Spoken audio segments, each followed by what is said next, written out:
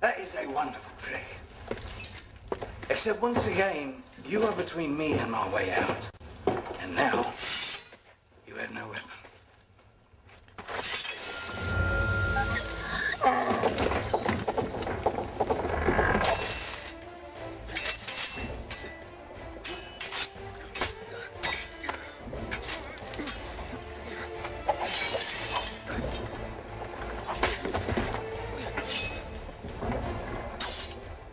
Who makes all these?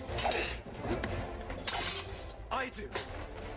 And I practice with them 3 hours a day. You need to find yourself a gun.